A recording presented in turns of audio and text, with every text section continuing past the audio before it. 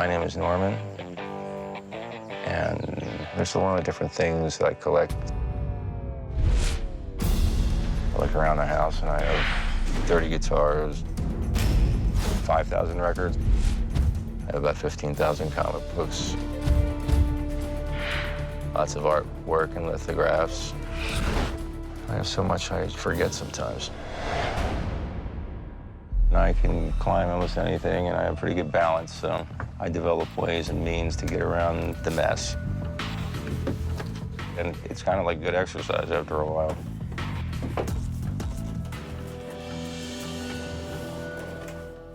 My name is Joan, and I'm Norman Jr.'s mom. Norman's always been interested in collecting, and the house is usually messy. But I haven't been in my son's house for about 8 years. I think I really realized it was getting worse from what my husband said. I am Norm, and Norman is my son.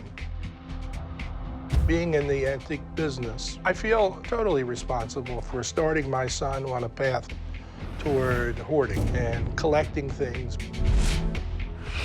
I would go shopping with them, and I would learn about the different types of things that they would buy. I would make myself interested, learn about different things that even they didn't know about.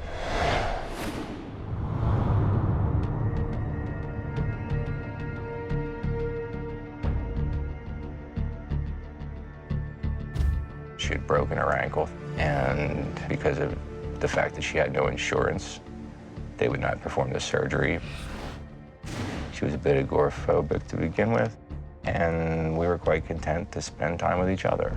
So there wasn't really any reason for us to leave the house too often.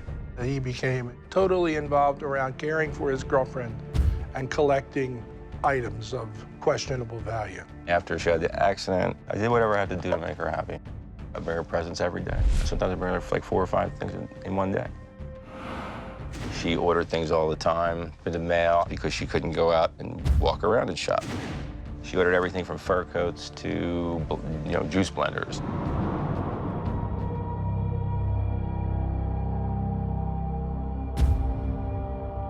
That day, my girlfriend was so sick that she just seemed to kind of want to rest. She wouldn't eat solid foods. I got her things to drink so she wouldn't be dehydrated. After a while, I looked over. She didn't seem like she was breathing anymore. I was just praying that it was not happening. Tried to carry her out of the house.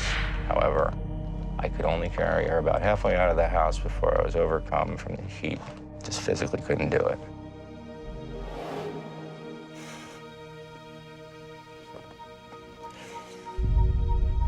He just called, and he said, Mom, and he was crying his eyes out, and he said, Jeneveve died. And she had one of her seizures, and I guess it went into a heart attack. My son was inconsolable. I thought that this is the worst thing that could ever happen in the history of the world, is what I thought. I would have taken her place if I could.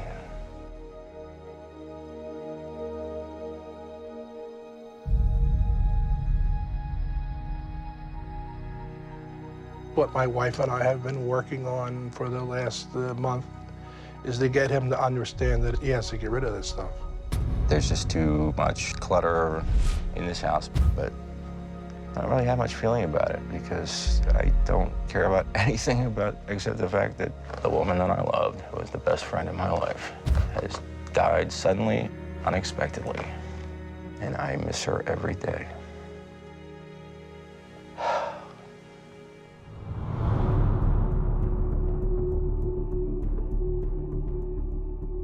Good morning, everyone. Good morning. My name is Cory Chalmers. I'm an extreme hoarding cleanup specialist. We are all here today for Norman. Norman is facing a really serious crisis. The city's come in, they've condemned your home.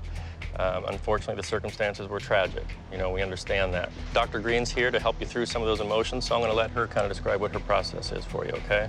Well, I'm here for you, Norman. Your family's here for you. We're all here for you. What I really want you to do is stay involved in the process. I don't want the grief to overtake you where you're so hopeless and you just say, take it all. I want you to stay here, work with me, work with us, stay in the feelings so that we can get you moving along in the healing process.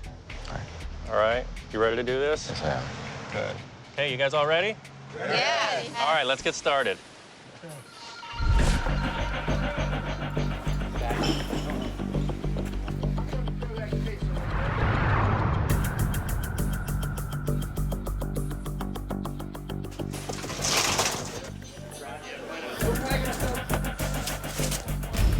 Just to bring this much stuff here, you're talking about thousands of hours worth of work. Yeah. This morning working with Norm was great. You know, he is just flying through stuff. When was the last time you were able to actually use this room? About 6 or 7 years ago. His family was participating. Put a mask on.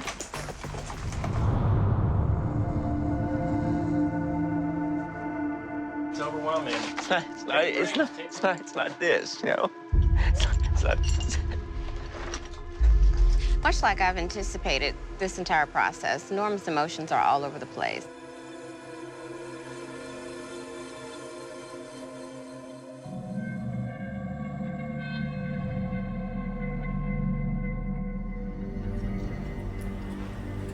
I am considering leaving, actually. But what happened?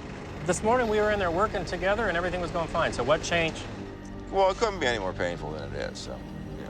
Well, and that's a good thing. Well. I want it to be as painful as possible for you because I don't want you to ever get back to this point.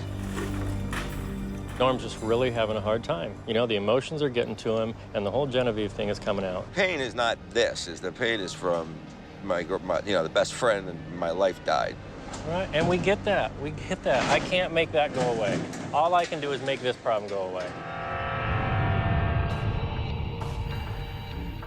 You've got all these people here who love you, who are supporting you, but they cannot read. Listen. I'm starting to feel like I'm acting like a creep. You know? No. I'm starting to get down You're on doing myself. fine. But hear me. They can't read your mind. You know, I'll just go inside and I'll do what I can.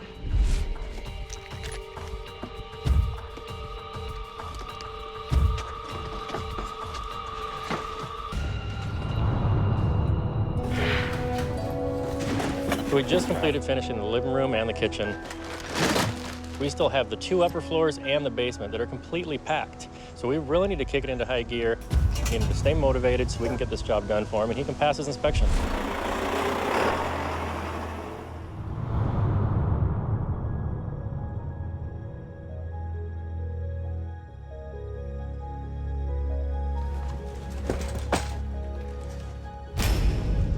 So this is where they've been living. Where did they sleep? This is where she slept. This is where she died. Oh my God. He got sick.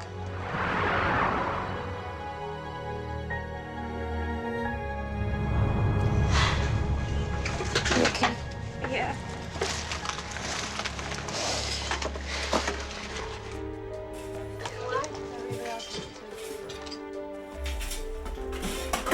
And I didn't even realize it until you just said it.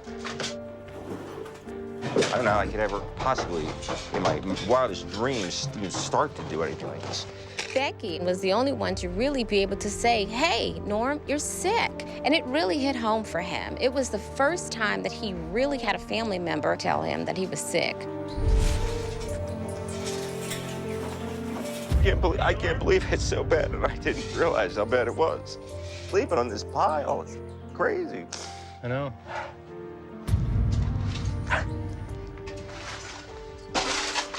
I'm a pretty lucky person. That's pretty encouraging to hear you say that when you're going through all this. I feel very fortunate, I really do. You got a lot of people that love you, I know. you know? I'm very fortunate. So are you convinced in your mind that you are never gonna go back to living like this? Yes. Yeah?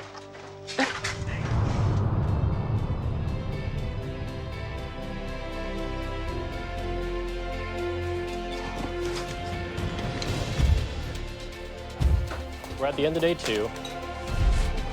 This was a big job. You know, he has a huge house, 3 floors, a basement, all completely packed. We were able to completely clean out the first 2 floors, which is amazing. He was able to keep a lot of stuff, but we literally got rid of all the trash. This whole thing has shown me how sick I was, and how incredibly fortunate that I am. I've overcome a tremendous step by realizing it. Now that Norm has had some breakthrough and insight that he's actually really been incredibly ill, I'm really hopeful about what's to come for him. I am so overwhelmed by the tremendous turnaround of this day that I cannot see anything bad really coming from it, to tell you honestly. I feel like I am reborn, and I feel like this is a miracle. And I'm not kidding. Yeah. This is a real rare case of a obviously severe hoarding situation that's really going to have a great outcome. Any of you are this day for right now, Hi, thanks for being a fan of Hoarders. And subscribe to A&E for more videos and click the links around me to watch more.